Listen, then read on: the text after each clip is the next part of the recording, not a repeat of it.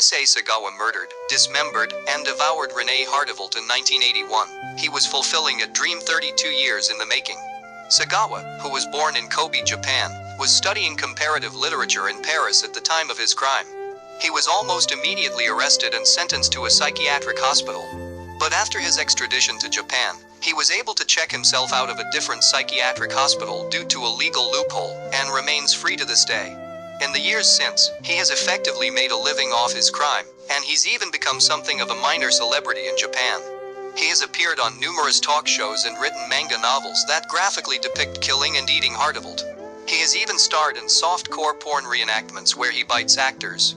And throughout his life, he has been chillingly unrepentant. When he discusses his crime, it's as if he believes it's the most natural thing in the world. And he plans to do it again. Welcome back to True Stories. Join the family in exploring some of the most twisted true crime cases. As always, don't forget to give the video a thumbs up and subscribe. Now let's get into it. Issei Sagawa was born on April 26, 1949.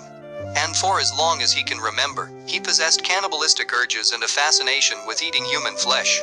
He remembered with fondness his uncle dressing up as a monster and lowering him and his brother into a stew pot for eating. He sought out fairy tales that involved humans being eaten, and his favorite was Hansel and Gretel.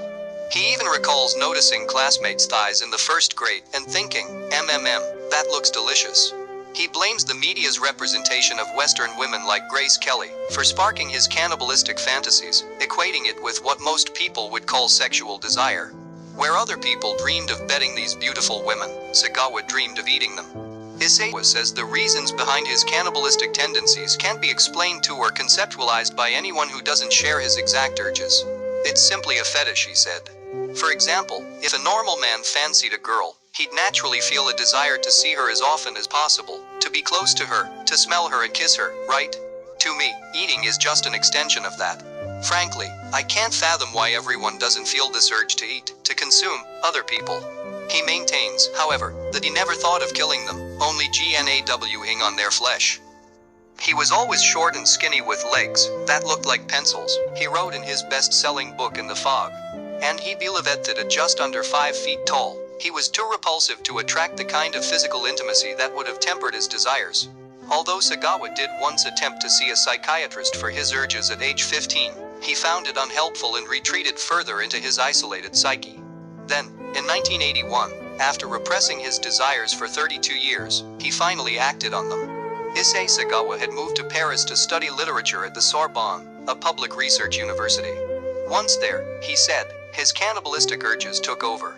Almost every night I would bring a prostitute home, and then try to shoot them from behind, he wrote in The Fog. It became less about wanting to eat them, but more an obsession with the idea that I simply had to carry out this ritual of killing a girl no matter what. Eventually, he found the perfect victim. Renée Hartevelt was a Dutch student studying with Sagawa at the Sorbonne. Over time, Sagawa struck up a friendship with her, occasionally inviting her to his home for dinner. At some point, he gained her trust. He attempted to kill her once, unsuccessfully, before actually murdering her. The first time the gun misfired, when her back was turned. Though most would take this as a sign to give up, it only pushed Sagawa further down his rabbit hole.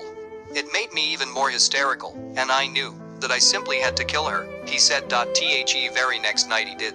This time the gun fired, and Hartevelt was killed instantly. Sagawa only felt a moment of remorse, before he became elated. I thought about calling an ambulance, he recalled. But then I thought, hang on, don't be stupid. You've been dreaming about this for 32 years, and now it's actually happening immediately after killing her. He assaulted her corpse, and began cutting her open. Ultimately, he said his only regret was that he hadn't eaten her while she was alive.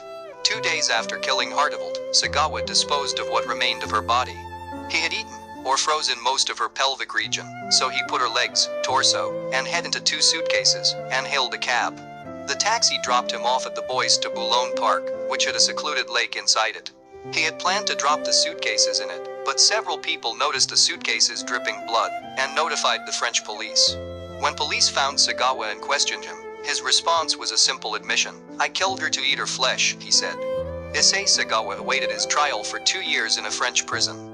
When it was finally time for him to be tried, French judge Jean-Louis Bruguière declared him legally insane and unfit to stand trial, dropping the charges and ordering him to be held indefinitely in a mental institution. They then deported him back to Japan, where he was supposed to spend the rest of his days in a Japanese mental hospital. But he didn't. Because the charges in France had been dropped, the court documents were sealed and couldn't be released to Japanese authorities. Therefore, the Japanese had no case against Issei Sagawa and no choice but to let him walk free. And on August 12, 1986, Issei Sagawa checked himself out of the Matsuzawa Psychiatric Hospital in Tokyo. He has been free ever since. Today, Issei Sagawa walks the streets of Tokyo where he lives, free to do as he pleases. A terrifying thought when one hears that the threat of life in prison hasn't done much to quell his urges. The desire to eat people becomes so intense around June, when women start wearing less and showing more skin, he said. Just today, I saw a girl with a really nice derriere on my way to the train station. When I see things like that, I think about wanting to eat someone again before I die. In the meantime, however, Sagawa has refrained from cannibalism. But that hasn't stopped him from capitalizing on his crime. He wrote restaurant reviews for the Japanese magazine Spa, and enjoyed success on a lecture circuit talking about his urges and crime. We've come to the end. Don't forget to give the video a thumbs up and subscribe. Till next time.